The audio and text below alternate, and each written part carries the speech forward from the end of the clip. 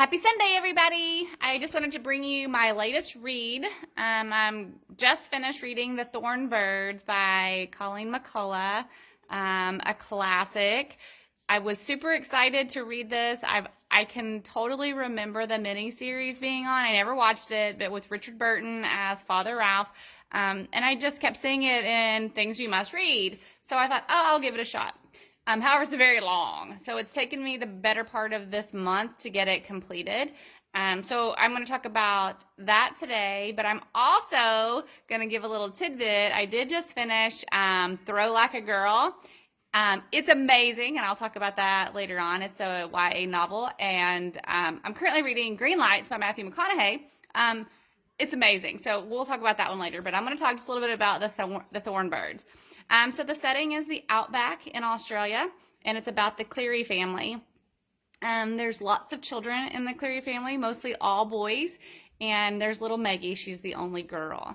And so it starts off with, first of all, I just have to tell you, this book is really tough to read. The abuse that these children have seen, and just at the hands of their school teachers and their family members, and just it's a little rough.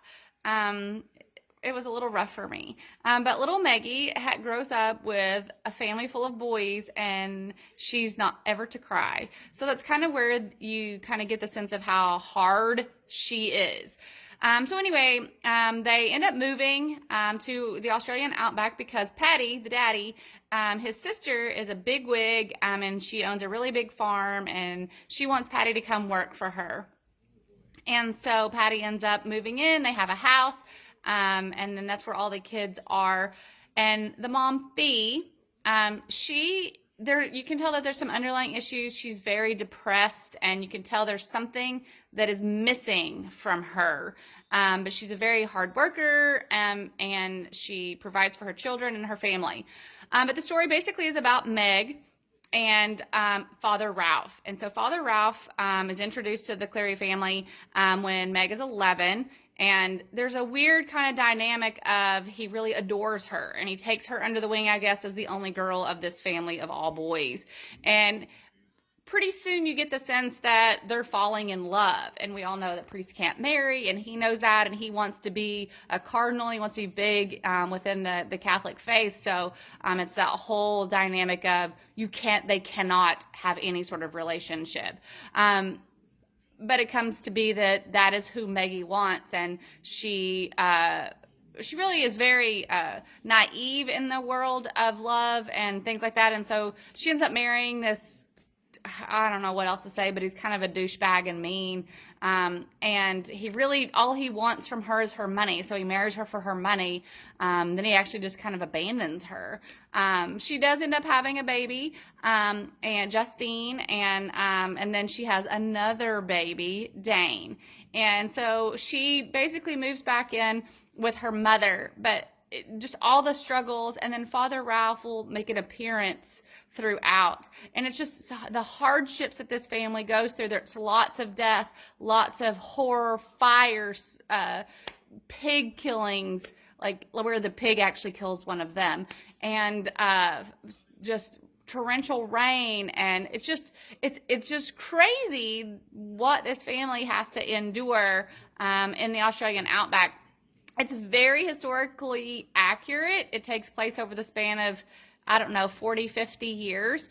And so she walks you through kind of what's going on in our history during that time. World War I had just ended.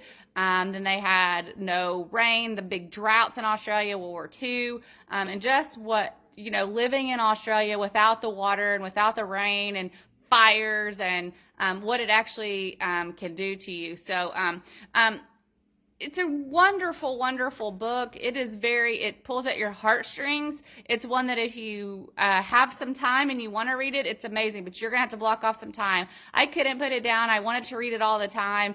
It's a book of perseverance and really what family is, and just the closeness of the family. Nowadays we've lost kind of that family,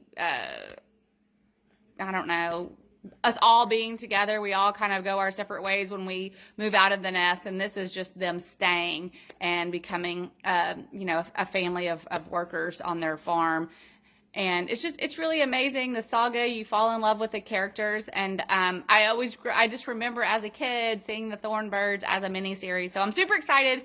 I did see that I could rent it, so I am going to rent it probably tonight and see if it lives up to the book. But again, this is the Thorn Birds by McCullough and Colleen McCullough. And it's amazing. It's a wonderful book. And Meg will become one of your favorite characters of all time.